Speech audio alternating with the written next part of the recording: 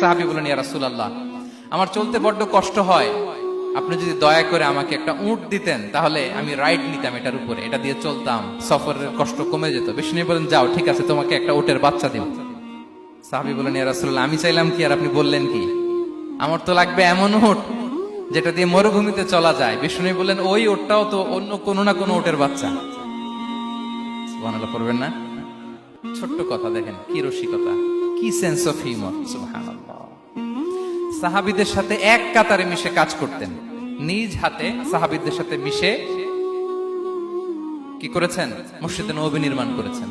পঞ্চম হিজরিতে নিজে মরুভূমির বালু খনন করে পেটে পাথর বেঁধে পরীক্ষা খনন করেছেন সাহাবীদের সাথে। True leader. শুধু তাই নয়, সাহাবারা ভালো পরামর্শ দিলে সেটা অ্যাকসেপ্ট করতেন।